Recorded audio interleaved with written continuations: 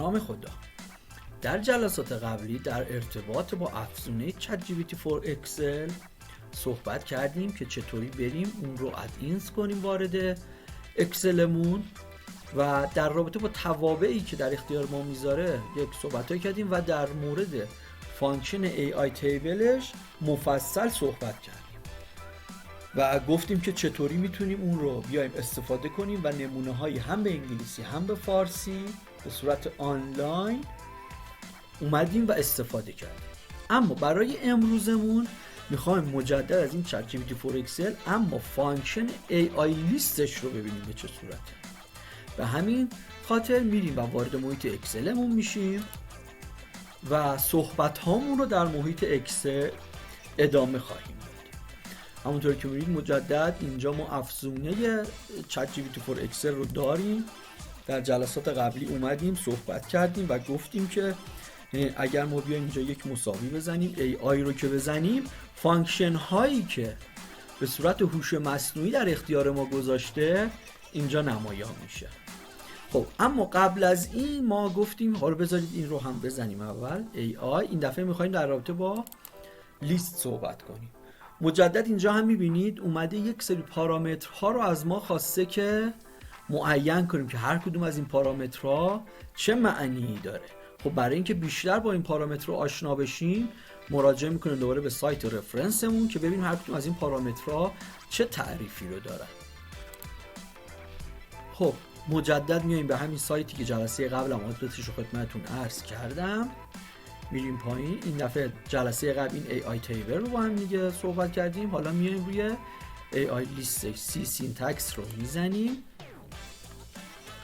تا وارد بشیم. اینجا وقتی وارد بشیم میبینید دونه دونه دوباره اومده اینها رو برای ما معین کرده و گفته که مهم همون پرامپت است، یعنی الزامی همون پرامپت است. شما اگر یه پرامپت درستی بدید بهش که قراره چه کاری رو براتون انجام بده اون انجام میده، بقیه‌اش آپشناله که حالا تعریف هر کدوم از اینها رو اینجا آورده برای شما که اینجا مثلا برای مقدار ولیو که آپشنال هم هست اومده گفته اون مقداری که میتونه اضافه بشه به انتهای پرامپت شما، یا در رابطه با تمپریچر اومده گفته که کنترل میکنه خلاقیت رو تو اون پاسخ که قراره بده. صفر رو گفته مثلا پیشبینانه خلاقانه و یک رو گفته که خیلی رندوم و تصادفی به شما میتونه پاسخ بده. حالا ما زیاد صحبت نمی‌کنیم در رابطه با اینا، وارد محیط اکسلمون بشیم ببینیم که اونجا به چه صورت ما میتونیم از این استفاده بکنیم. خب مجدد وارد محیط اکسلمون شدیم و فهمیدیم که باید حتما یک فرمانی رو داشته باشیم به صورت الزامی و بقیه اینها میتونه اختیاری باشه. خب اول بریم یه دونه فرمان ایجاد کنیم که بعد بیایم این رو بنویسیم و لینک کنیم با اون فرمان.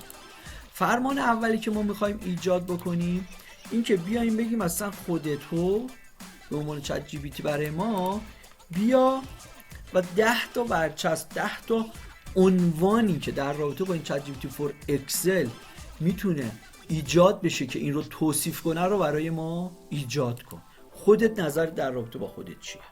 میایم اینجا میزنیم مساوی AI و لیست رو انتخاب میکنیم و دستورمون رو میگیم B26 ما هستش، اینتر رو میزنیم و این شروع میکنه به در اصل سرچ در رابطه با این قابلیتاش. ببینید میاد یک سری قابلیت ها رو برای ما بیان میکنه که در ارتباط با خودش هستش.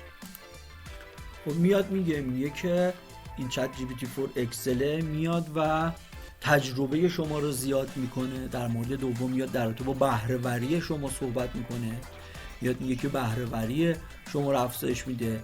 بعد میاد تو مورد بعدی میگه که برای شما وظایفی رو که قرار با اکسل انجام بدید رو ساده میکنه براتون و حالا 10 تا ویژگی رو که در ارتباط با خودش ما ازش سوال کرده بودیم و اینجا برای ما عنوان میکنه. این فقط اومدیم یک دستور ساده بهش دادیم و با توجه به اون دستور ساده اومد و اینها رو برای ما انجام داد.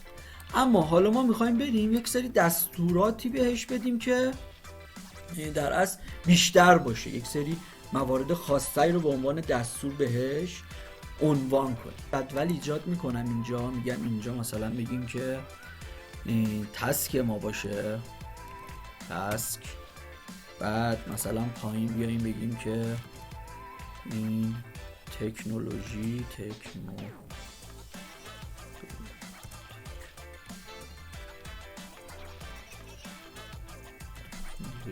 باشه، مهارت های تکنولوژی باشه و حالا پایین هم بگیم سافت اسکیل. میخوایم ما بیایم حالا اینجا ازش میخوایم بذار بدیم رو تکمیل کنم من قابل درک باشه برای چطوری. میایم اینجا میگیم با توجه به اینها ما میخوایم بیای برای ما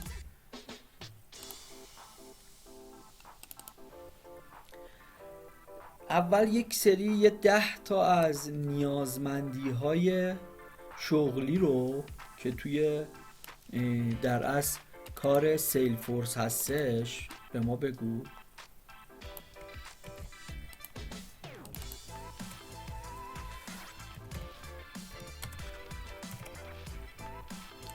خب بعد بیایم میگیم که اون مهارت های تکنولوژیکی که لازم داره این را هم باید اصلاح کنم بگو و در انتها هم بیا حالا اون سافت اسکیلا رو بگو. بعد هر کدوم از اینا گفتیم توی تکنولوژی اسکیلامون ما و برامون مثلا مدیریت پروژه مهمه، یا توی سافت اسکیلامون برای ما مدیریت زمان، رهبری و حالا اون تلاشی که داره میکنه برای ما مهمه. حالا میخوایم بگیم که بیا برای ما یک لیستی آماده کن که ما با توجه به این مواردی که بهت گفتیم میخوایم گزینش رو انجام بدیم، چه مواردی رو باید بیایم مد نظر داشته باشیم. دوباره مجدد میایم اینجا میزنیم مساویه AI لیست رو انتخاب میکنیم، این دفعه اینها رو انتخاب میکنیم و اینتر میکنیم.